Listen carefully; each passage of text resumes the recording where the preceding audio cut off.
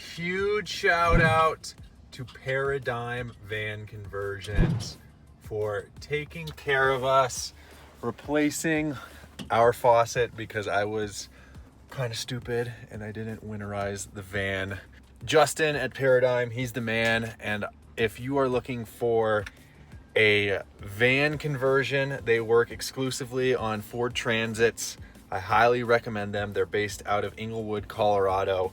Justin is the absolute man and genius behind the projects that he does, and I can't recommend them enough. They're great workers and great people as well.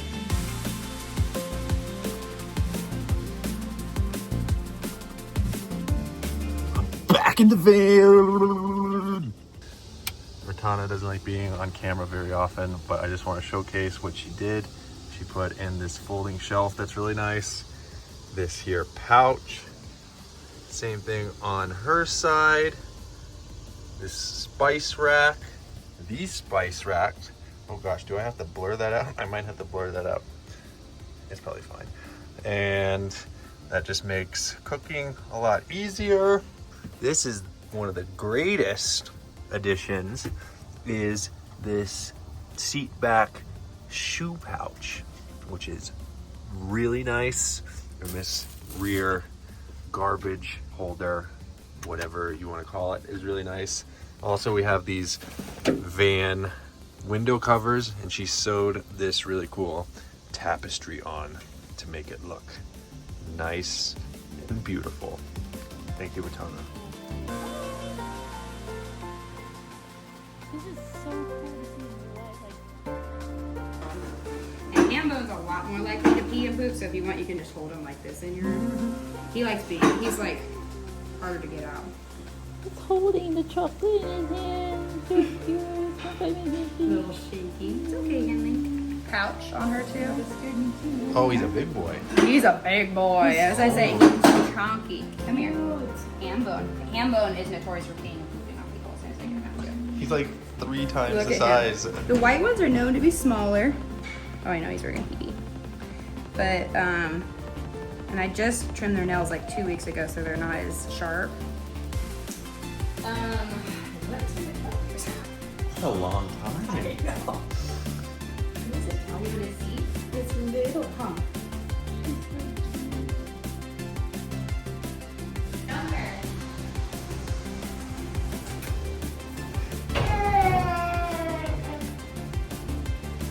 Everything redone. This looks amazing. This is Chisholm Ranch Wagyu, the best in Texas.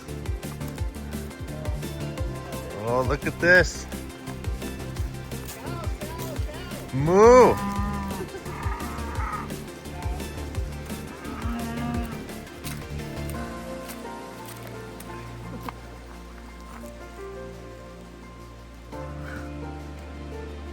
I wish they had cows the size of dogs. Ooh, I feel like that cow tried to get my phone.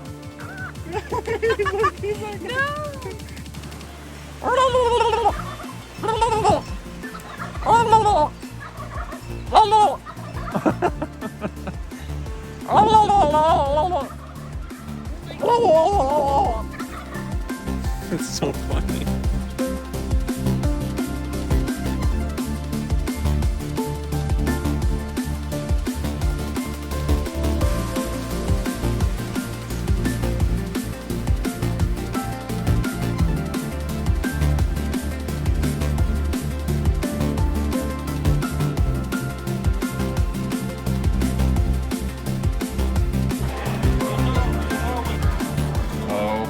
Here it is. This is Interstellar Barbecue. This place has a Michelin star.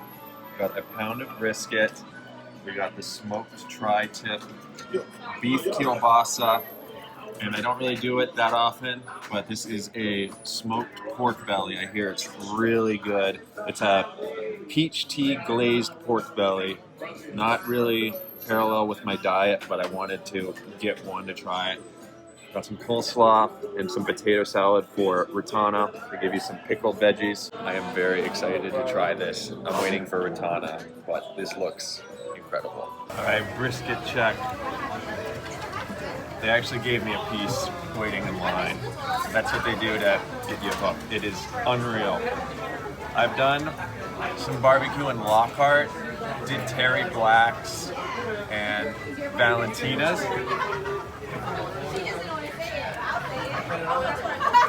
I think this might be the #1 brisket. That is insane.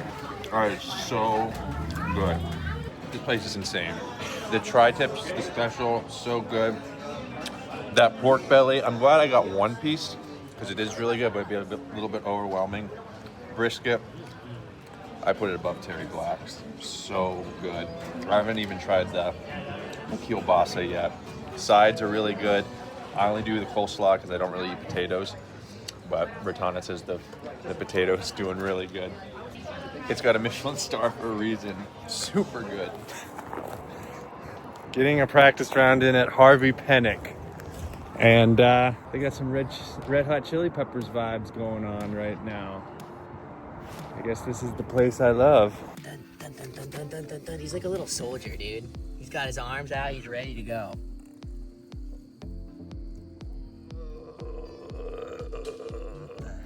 I really want to, like, you know, make him attack something. See what he does. They exist. Hand out. So put out your non-throwing hand. Yeah. Got the MVP practice round. Got Simon Paul Kranz today. Check it out here at Harvey Penick.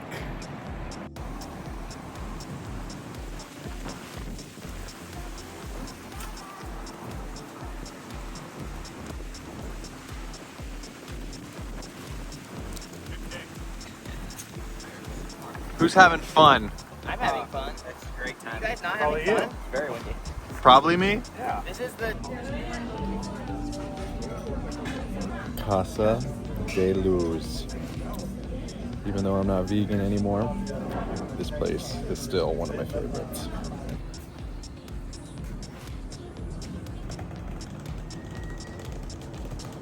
We got Joey Tamale. We're about to record Crushed Pepper, and since they're in my hand, I gotta tell you about them. These are the OTB Open / Champions Cup releases from MVP. What we have here is a soft proton range. This feels really nice. We got some isopods on it. We have Simon Lazat in the background. And we have a soft prism proton pyro with a guy jamming out with candles on his head, a third eye, and a volcano going off in the background. This is probably the one I'm the most excited about. This is a particle proton glow eclipse. This is a particle. Are we turning into Discraft? Eclipse hex proton. I think you just say particle. Particle Glow proton. hex. What particle glow implies? Particle glow implies. It's a cool hex You that can't put feels particles really, in neutrons. really good. This is probably my favorite release out of the new ones. Yeah. And then we have a Prism Proton Soft Defy Prism Proton Hex with meerkats on it. We have a Particle Glow Proton Virus. There, I found the words. And last but not least, Prism Proton Soft Envy. Go check them out and support the Champions Cup. Yeah.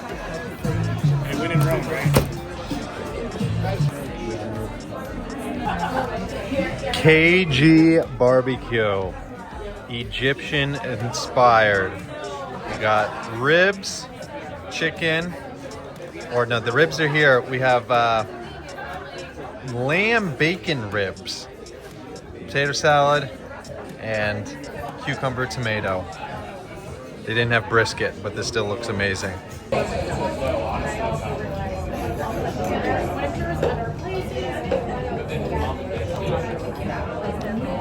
That's really good.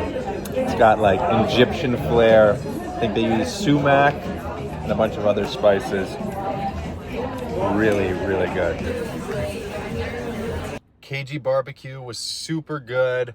I would say the pork ribs with the pomegranate glaze, probably one of, if not the best barbecue items I've had. Up there with the Interstellar brisket, super good. The lamb bacon ribs were really good as well. Ratana didn't like them as much because it had a little bit of the lamb gamey taste, but I actually like that flavor. And they also got the chicken, which if the chicken had like more of a crust on it, top notch. But overall, I'd rate my experience there about an 8.5 out of 10. Very solid, and the wait wasn't too bad. So if you're in Austin and looking for some Egyptian flavors merged with Texas barbecue, that's your spot. Highly recommend. Okay, let me take my sunglasses off and give you a recap of rounds 1 and 2. Okay, rounds 1 and 2. I've been grinding it out, and I've gotten minimally mad, which is something that is a win for me. Playing in the wind and getting, use my words wisely. Getting the results that I don't necessarily want is tough, very tough. And both rounds, just a few little mistakes. I mean, that's just how disc golf goes. Today, like jumping over railroad ties at the last second when you throw rollers is frustrating. But I guess that's a part of the game. Today I had 9 birdies, so I was scoring, but I had a lot of bogey strokes. And some of those bogey strokes could have been birdie strokes because they were pretty manageable. I'm not doing bad. I'm fighting hard, but I knew Sprinkle Valley was going to give me just a really hard time, and it did. One thing that I'm trying to do more of is like my mental game is pretty solid right now, other than I feel like I've taken a little bit of a back seat to my own game. It's weird. You want to be like take a back seat to your own game, but you also still want to be driving. So like I'm going to try to like sit in the back seat with like really long legs and really long arms and still steer the car, because you want to be impartial to the results, but you still have to drive the car and push for take action to get where you want to go. And today was good because I was starting to focus on one specific point, like hyper focus on throwing in one certain area, not getting in my head like the wind's gonna blow it over here. I'm worried about missing left. I'm worried about missing right. Really putting emphasis on exactly where I want to throw it and taking a little less time while doing so. So being like hyper focused, but also taking less time. It's like a weird little paradox there, but it worked a lot better today. I threw a lot of good shots, converted a lot of birdies, but at the end of the day, didn't get the score I wanted. But today's round, even though it was worse, it was better than yesterday, because yesterday was just very stagnant round. Wasn't a lot of fun. I have one more round before the cut. I'm like hovering on a cut line right now, and tomorrow I'm going to go out and shred. I feel it. I'm going to give it my best shot, and my goal is to make the cut right now and climb up the leaderboard. That's the goal.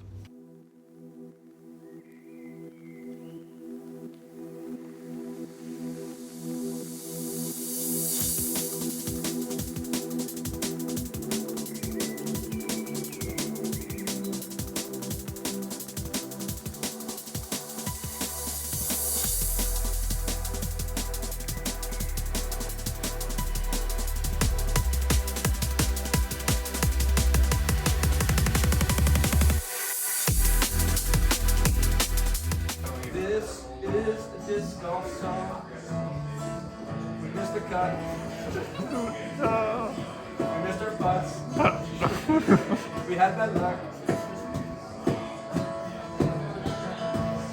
Suck.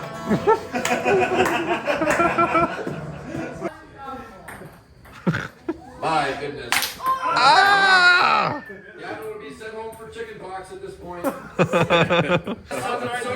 This is child abuse. Somebody call CPS.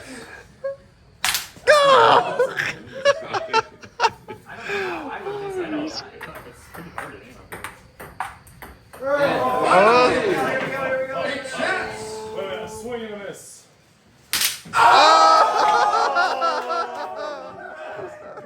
Oh my How god. do you do? More check. We have 1, 2, 3, 4, 5, 6, 7, 8, 9, 10, 11, 12. That one. That's a ringworm, dude.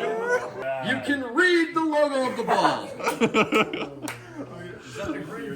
Oh, right. I'm cleaning up the van right now. It is Sunday. Competition is taking place, and I'm not playing, which NGL, kind of a bummer. Like, kind of a bummer. Like, see this? What does that remind you of? Like a little butt crack. It's a bummer. Yeah, I'm not too happy. This was interesting because I really didn't play that bad this tournament. It was like a few poorly executed shots coupled with a few bad breaks and not executing some easy holes is what cost me. I missed the cut by 2 strokes, and retrospect, obviously, that's really easy to make up over the course of 3 rounds, but I don't want to harp on the past too much because that's just disc golf for you. Really, like, not that bad of a week to not be playing today, which I'm definitely a little bit salty about. Let's see how many puns I can come up with. You know, it kinda was a little bit very stagnant all week. Just didn't score when I really needed to. Round 2, I got 9 birdies. I was able to play a little bit looser, and that helped me out, but also punished me because I had a little bit more volatility throughout my round, and could have each round could have been like 2 or 3 strokes better, and if that were the case, then I'm not sitting in too bad of a position. And I'll be up front, I already messed up my goal for the year, which was to cash at every event. So after yesterday's round, it took me a little bit to decompress. My main goal this year is just having a strong mental game, and like whatever happens, to persevere. And I say I did that to a large extent, but there was definitely times where the heat escaped the pot, if you will, and definitely got a little bit frustrated yesterday, which, I mean, when you're battling cut line, it's I feel like it's hard not to. And I didn't even know my score. I just knew from my own intuition that it was a little bit of a slog. What it comes down to is it just didn't work out. Like, I had a great week in Austin, I had fun, had a good routine, and whoa, so I got word that there is some rumblings in the FPO, so I'm gonna go watch that after I close this little whatever you want to call it sesh, venting sesh, if you will. And nothing's wrong, life is really good. And the thing I'm trying to push past as a disc golfer is when I play bad, I try to look for a problem that isn't necessarily there. I feel good, my body is holding up, and things are all in all positive. And I just didn't get the result that I necessarily was looking for, but that's just the way it goes sometimes. And to be able to let go, like, for example, this reminder right there, go to the next one. Don't let it affect you. And that's what I'm doing my best to do. Obviously, using a little bit of motivation, or using this as a little bit of fire, a little bit of motivation is a good thing, but I'm not really gonna change all that much. I'm practicing, I have a good routine, and just keep pushing forward. That's the plan. This is disc golf. This is disc golf. Yeah. Well, that's all I really have to say. Based on what you see here, I'm trying to be mostly professional, but you can tell I'm a little bit frustrated. I'm snapping out of it. All right, guys. Thank you for watching. Please subscribe, and I'll see you next time. Keep on dreaming. Be unlimited. Peace.